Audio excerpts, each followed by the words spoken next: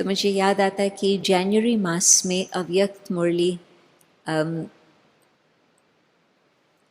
वैसे तो साकार मुरली का दिन था, परंतु बीच बीच में पैसेजेस आते थे अव्यक्त मुरली के।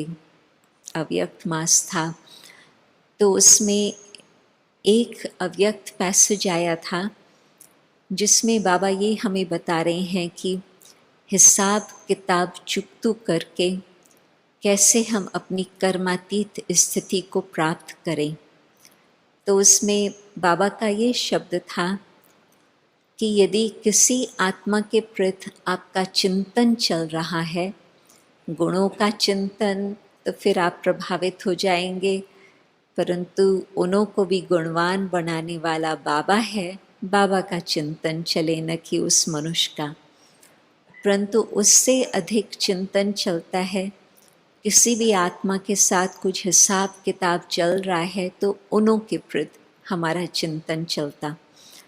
तो जब हमारा उस आत्मा के प्रति चिंतन चल रहा तो उस चिंतन से भी हमारा हिसाब किताब बढ़ता जा रहा, और हम चाहते हैं कि हमारा हिसाब किताब चुकतू हो।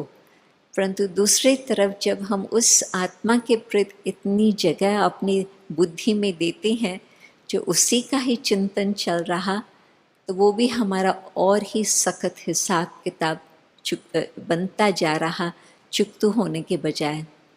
तो बाबा का ये कहना था कि आप जब इस प्रकार से चिंतन को फुल स्टॉप लगाएंगे और बाबा की याद में रहेंगे और मन में किसी आत्मा के प्रति कुछ और भावना न हो, केवल हर आत्मा का कल्याण हो बस, तो फिर उस आत्मा के साथ भी आपका जो हिसाब किताब था वो जल्दी चुकतू हो जाएगा। तो जबकि हमें देवता बनना है, देने वाले बनना है, तो हम ये कभी भी मन में किसी से एक्सपेक्टेशन न रखें कि इनसे हमें कुछ मिले और फिर हम आगे बढ़ सकते। नहीं, हमको किसी से भी कुछ ज़रूरत ही नहीं है, जबकि बाबा ने हमें सब कुछ दिया है। आप देखेंगे कि एक विशेष गुण बाबा का कई बारी अव्यक्त मुरलियों में, चाहे ब्लेसिंग्स में आता, चाहे मुरलियों में आता, वो है संतुष्टता के ऊपर।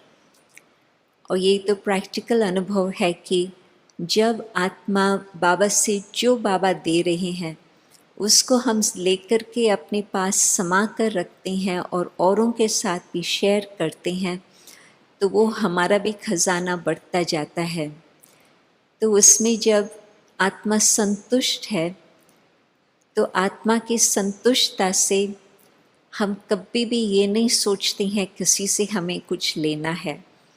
जो कुछ लेना था बाबा ने हमें दे दिया, और यदि कुछ और अभी तक रहा हुआ है वो भी बाबा हमें देने के लिए तैयार है। परंतु हाँ, आजकल की मुरलियों में ये भी बाबा हमें इशारे दे रही हैं कि आप ये मत समझो कि बस समय इन्फिनिट है, समय आगे चलता रहेगा, उसकी कोई सीमा नहीं है। परंतु अब प्रैक्टिकल संसार की हालतें देख रही हैं, तो वो देख करके और फिर ये भी देखें कि जो 350 अपने पास दादियाँ या दादा थे, अभी बाकी आकर के बचे हैं 3। तो उससे भी हम अंदाज़ लगा सकते हैं कि यज्ञ की स्थापना के कार्य में बाकी कितना समय होगा। और विश्व की हालत का तो समाचार आप लोगों को मालूम ही है। तो यदि अभी तक हम लेने का कुछ संकल्प रखते हैं, तो फिर कौन सी घड़ी आएंगी जब हम कहेंगे हाँ बाबा, सचमुच जो कुछ आप देने चाहते थे हमने प्यार से स्वीकार करके अपने मुँह धारण करके हमने अपने को भरपूर किया। और यदि अभी हमारे जीवन में संतुष्टता है, तो हाँ, हम देने वाले देवता का स्वरूप धारण कर सकते। परंतु साथ ही साथ ये जो खास शब्द आता है अहिंसा का, फिर हमारे मन में किसी आत्मा के प्रति, किसी को हार्म करना तो क्या, किसी के प्रति कुछ भी हम संकल्प नहीं चला पाएंगे। तो अहिंसा हमारे जीवन से वो नज़र आएंगी। और फिर साथ साथ एक और विशेष गुण लगता है कि बहुत ही आवश्यक है। यदि हम अपना फरिश्ता स्वरूप, अपना देवता स्वरूप सामने रखते हैं, तो बुद्धि के सामने वही विजन है, वही नक्शा है, तो फिर उसमें मुझे लगता है सत्यता एक बहुत मुख्य बात आती। जबकि देवताओं के लिए तो कहेंगे कि वो सत धर्म के मालिक थे, सतयुग के मालिक थे। सतयुग के लिए भिन्न भिन्न नाम आते हैं, परंतु सबसे अच्छा नाम ये मुझे लगता है सतयुग, सत्यता का युग। जिस रीति से कलयुग में काल का युग, और देख रहे हैं कि बिल्कुल काल सब तरफ खड़ा ही है, परंतु सतयुग का मेन नाम ये सत्यता के ऊपर आधारित। तो कहाँ तक हम सत्यता को समझकर और जीवन में वो धारण करके चलते आ रहे हैं। तो उसमें आप देखेंगे कि आज के युग में कहती हैं पोस्ट ट्रूथ। ये हमारे शब्द नहीं है, ये कलयुग वाले लोगों ने ही ये शब्द निकाला है कि सत्यता छूट गई और अभी बाकी उसके बाद का युग चल रहा। तो यदि बाहर वाले भी मानते हैं कि ये बिल्कुल आज के समय बाहर में तो कुछ सत्यता रहा ही नहीं, इतना तक जो देश को चलाने वाले, बड़े बड़े देशों को चलाने वाले, उन्हों के अंदर तो कुछ सत्यता की मार्जिन ही नहीं रही, इतना सब तरफ झूठ ही झूठ। परंतु बाबा के संसार में जब आज हम सत्यता के मार्ग पर चलकर अपना देवता स्वरूप धारण करेंगे, तो फिर विश्व के सामने वो प्रत्यक्ष रूप होगा कि हाँ, ये भगवान का कार्य है। तो सत्यता तो एक तरह से बहुत बहुत ऊंची स्थिति की बात है, परंतु जब भगवान सत्य है और भगवान सत्य को ही भगवान मानते हैं और हम कहेंगे कि वो तो हमारा बाप है, इतना समीपता का संबंध है जो हम बहुत हल्के रीति से कहते हैं कि ये तो हमारा बाप है। ऊंची ते ऊंचा भगवान है, ये तो है ही, परंतु हमारा बाप है। तो जब हमारा बाप सत्य है तो हमेशा कहा जाता है कि सन शोज फादर।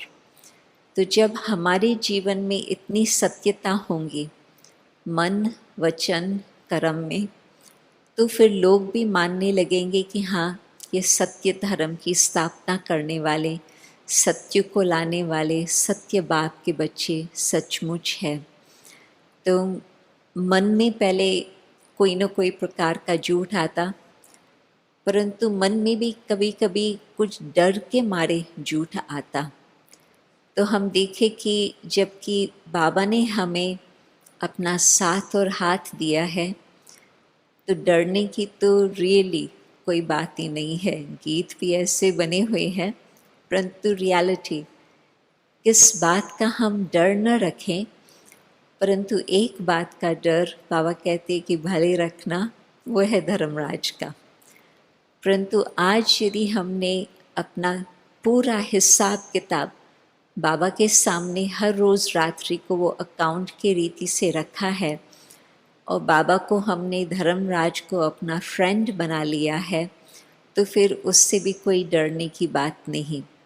परंतु हम ये देखें कि वो जो लक्ष्य है सत्यता का, सत धर्म की स्थापना के कार्य के लिए, और आज अपना मन वचन कर्म किस प्रकार से चल रहा है, दोनों का हम कंपैरिजन करें। जब बाबा साकार में थे तो बाबा ट्रांस मैसेंजर्स को कहते थे, जो ध्यान में जाने वाले बहनें थी, आप वतन में जाकर के ये देख के आओ कि इस बाबा का और उस संपूर्ण बाबा का क्या फ़र्क है। तो वो आकर के बाबा को बताते थे कि हाँ बाबा, अभी इतना फ़र्क है, अभी इतना फ़र्क है, अभी इतना फ़र्क है। तो बाबा बहुत ध्यान से उन्हों की बातें सुनते थे और फिर पुरुषारत भी ऐसे करते थे कि जो फ़र्क हो वो बिल्कुल निकल जाए। तो अंतिम वर्ष में तो संदेश यहाँ आकर के बताती थी कि इस बाबा और उस संपन्न बाबा में कुछ फ़र्क नहीं नज़र आता था। तब सभी कहते हैं कि बाबा बिल्कुल साकार में होते ही अव्यक्त नज़र आते थे, परंतु बाबा ने लक्ष्य रखा। बाबा के सामने वो बिल्कुल विजन रहा कि मुझे वो संपूर्ण ब्रह्मा की स्थिति फरिश्ते ब्रह्मा रूप को धारण करना है। तो यदि हम भी अपने सामने अपना फरिश्ता रूप, अपना देवता रूप सामने रखेंगे तो फिर पुरुषार्थ उस लेवल पर चलता रहेगा। और लास्ट बात मुझे ये बतानी है कि एक तो बिल्कुल अहिंसा का रूप जिसमें संतुष्टता का गहरा संबंध आता, परंतु फिर दूसरी बात सत्यता, और तीसरी बात भगवान को सत्य और प्रेम कहा जाता। सत्यता को भी कहेंगे भगवान है, इसी तरह से प्रेम को भी कहेंगे भगवान है। तो जबकि देवता स्वरूप को याद करते हैं या एंजल स्वरूप को भी याद करते हैं, तो दोनों में वो परमात्मा के प्रति प्रेम, परंतु साथ ही साथ सर्व मनुष्य आत्माओं के प्रति भी प्रेम। थोड़ा समय पहले जब मैं रोम में गई थी, वहाँ पर एक यूएन की संस्था है जो फूड और एग्रीकल्चर के साथ कनेक्टेड है। तो पहले वो चित्र नहीं था, परंतु जब मैं लास्ट टाइम गई थी 2 साल पहले, तो एक नया स्टैच्यू उन्होंने एंट्रेंस में रखा हुआ था। तो वो कौन सा था? कहते हैं कि जब एंजल्स भी आज के संसार की हालत देखते हैं तो उन्हों के आँखों में भी प्रेम के आंसू आते हैं। वो प्रेमवश चाहते हैं कि मानव को कुछ वो मदद करे। तो चाहे एंजल के स्वरूप में ऐसे हमारे दिल में प्रेम हो, जो हमारे मन में और कोई भावना न हो, केवल यही कि हम सर्व आत्माओं के लिए कुछ न कुछ मनसा सेवा करें, कुछ वाचा सेवा करें, कर्मना सेवा करें, जिससे वो आत्माएं भी बाबा के नज़दीक आए। और फिर देवताओं का तो है ही वो प्रेम स्वरूप। तो हम 3 बातें ये याद रखें, तो जो हमारा लक्ष्य है कि हम एंजल जल्दी बन जाएं, देवता स्वरूप धारण करें, तो वो कार्य बाबा, हम लक्ष्य रखते हैं, दृढ़ संकल्प रखते हैं, तो बाबा की मदद अवश्य ही मिलती है। वो प्रैक्टिकल वो स्वरूप बन ही जाता। ओम शांति।